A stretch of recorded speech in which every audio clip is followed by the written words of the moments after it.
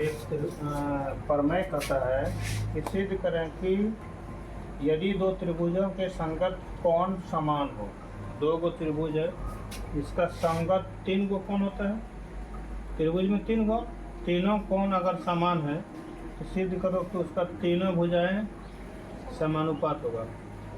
ठीक है, तो इसके लिए हम क्या करेंगे, दो त्रिभुज बनाएंगे, एक बनाएंगे छोटा और एक बनाएंगे बड़ा।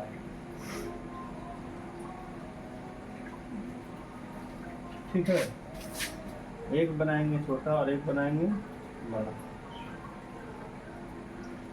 बना दिए। इस त्रिभुज का नाम ए बी सी, इसका नाम पी क्यू आर, और इसके समांतर माने ई भुजा के बराबर एक रेखा के माने यहाँ पर एक रेखा खींचेंगे जिसका नाम एस टी दे देते हैं। ठीक है,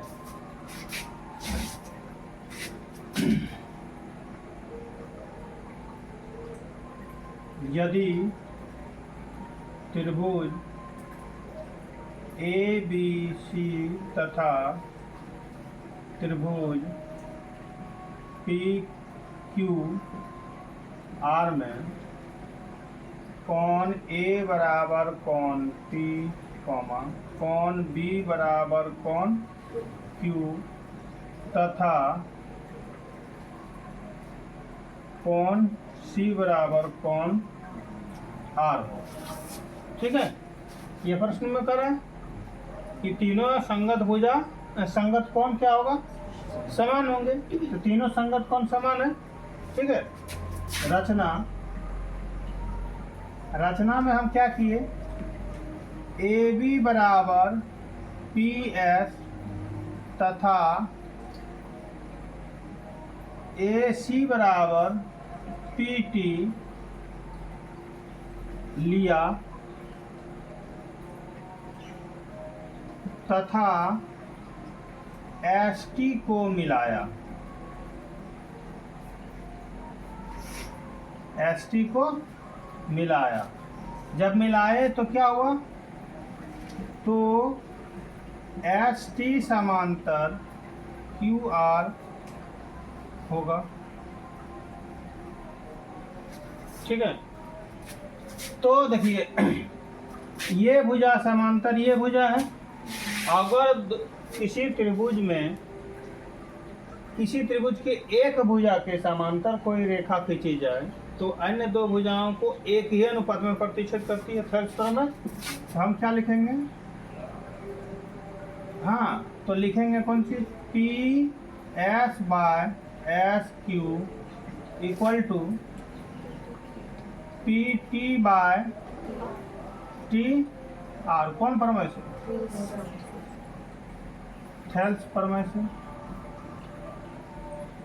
थेल्स प्रमेय से। ठीक है, तब क्या होगा, देखिए पी एस के बराबर क्या है, ए बी है, यहाँ हम क्या लिख देंगे, A B by S Q होगा, और पी टी के बराबर क्या है, ए सी क्या होगा, टी आर होगा। यहाँ क्या होगा, टी आर। देखिए पी एस के जगह पर ए बी लिखे, पी टी के जगह पर ए सी लिखे, एस क्यू नीचे था नीचे लिखे, एस टी आर नीचे था तो नीचे लिखे, है कि नहीं। तो क्या हो गया कि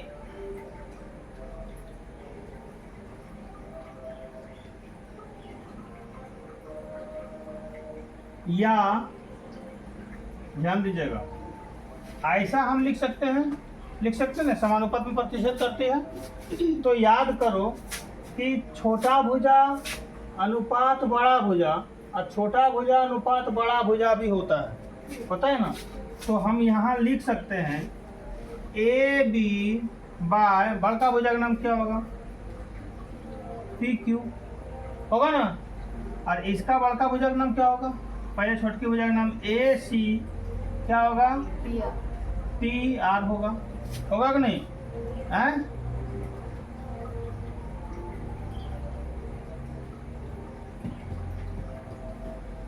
यहाँ तक हो गया।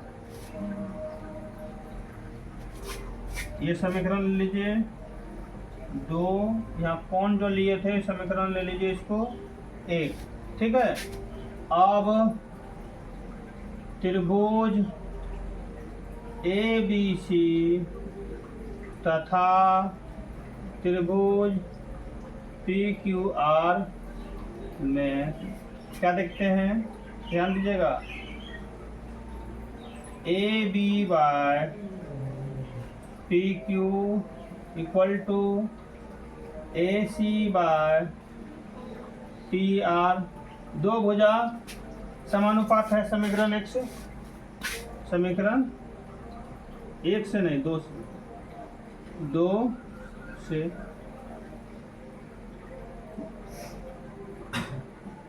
समीकरण 2 से होगा ना।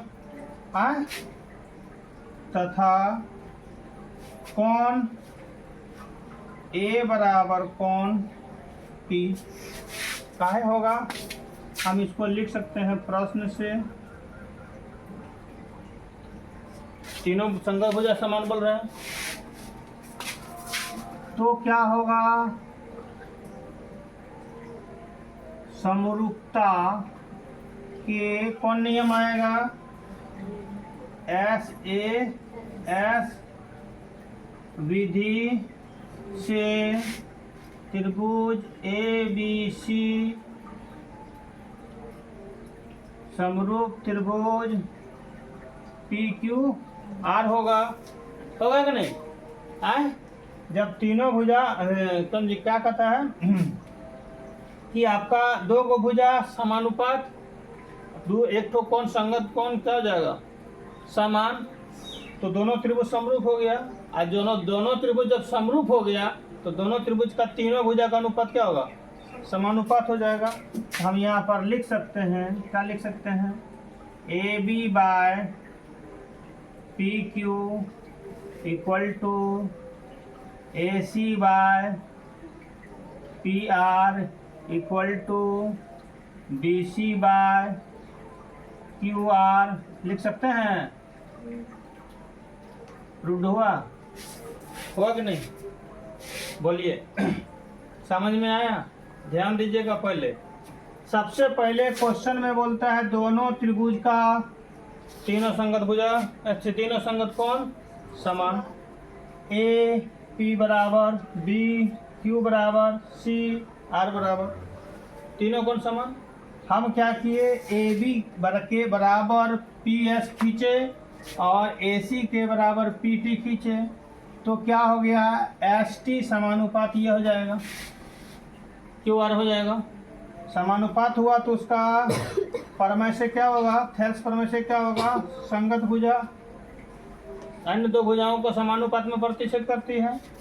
तो अन्य दो भुजा क्या है, PS बाय SQ और PT बाय TR होगा ना, ये होगा ना। उसके बाद मान बैठा दीजिए, PS के बराबर कौन सी माने थे, AB बैठा दीजिए, और PT को क्या माने थे, AC बराबर था AC मान लिए, AB बाय SQ और AC बाय TR। अब इसका बड़ा में ले लीजिए, छोटा और नीचे वाला भुजा क्या कर देंगे, बड़ा कर सकते हैं। तो यहाँ पर हम लिख सकते हैं AB बाय PT और AC बाय PR लिख सकते हैं ना।